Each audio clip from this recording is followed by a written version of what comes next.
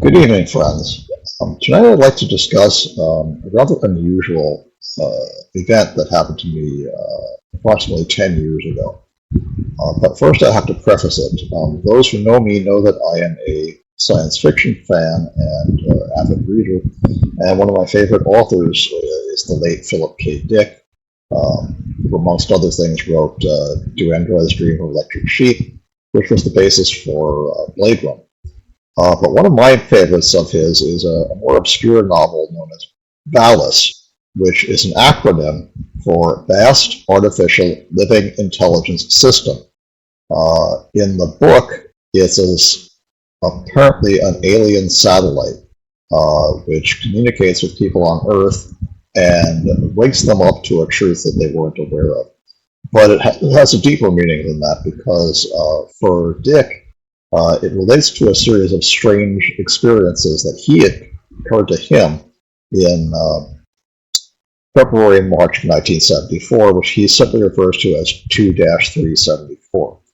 The first of these was that he had had a wisdom tooth extracted and he was in a lot of pain. And his doctor prescribed Darvon, a painkiller, and the girl who came over to deliver it to him was wearing a fish symbol, which was a symbol of early Christianity. And when he saw it, he claims he saw like a red and gold entity, as it were, expand out of this, and it woke him up. He experienced what he referred to as anamnesis.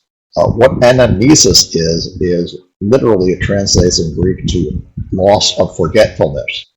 He remembered suddenly that he and this girl had both lived during biblical times and had been early Christians, and that they were hiding out from the Romans and waiting for Jesus' return. After that, he experienced a number of other very bizarre things.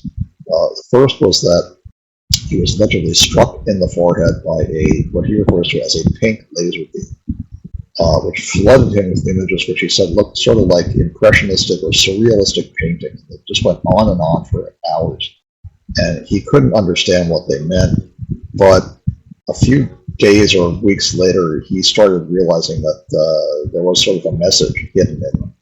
One of the messages he received from this entity, which he referred to by several different names, one of them was Zebra, another one was the Plasmate, and another one was God, and another was VALIS.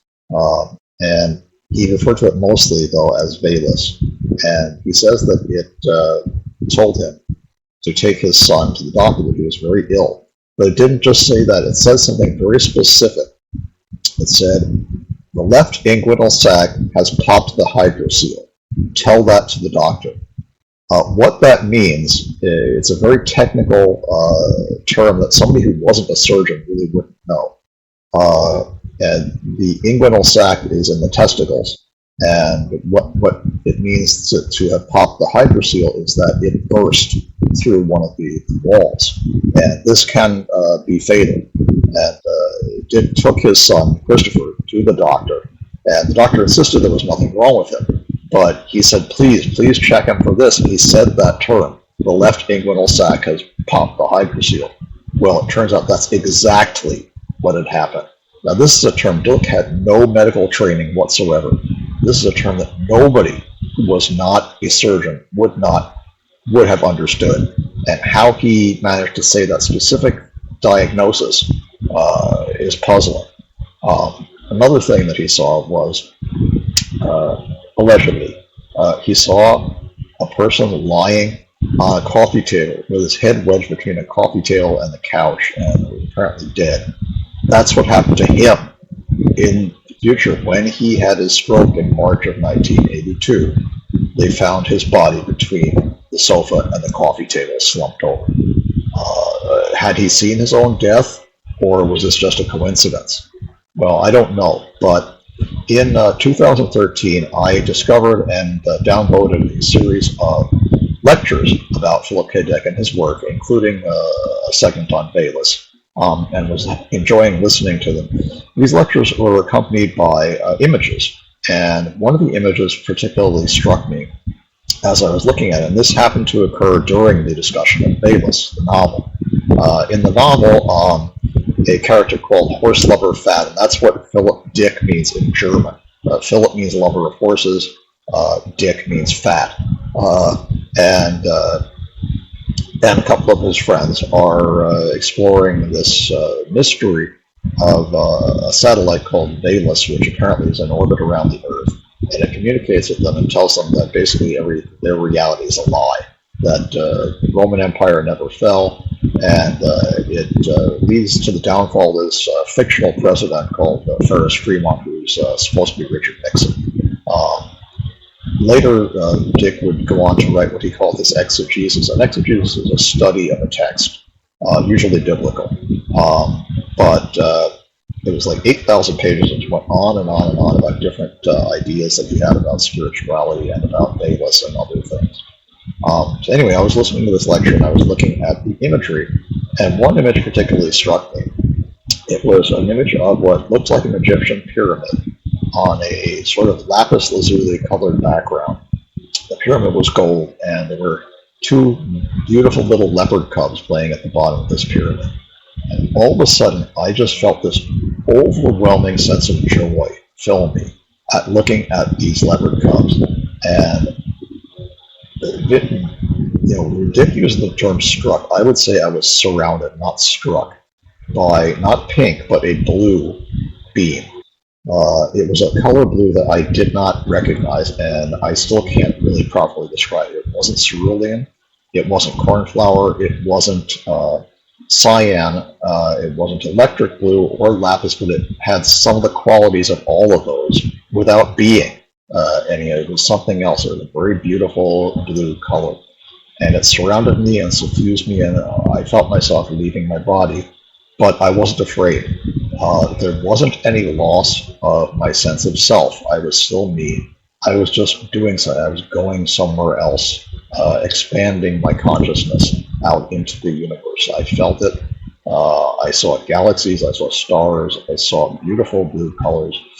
The last thing I saw was a kind of a prolonged vision of a blue city. Everything was blue. The people were blue. The trains were blue. The cars were blue. It was very futuristic looking. There was no indication of any war or poverty or crime or evil or violence of any sort. Everyone seemed to be happy. There were all this blue color, though their hair, I believe, was actually white, very like bone, almost albino white. But the rest of them was blue, their faces, their bodies.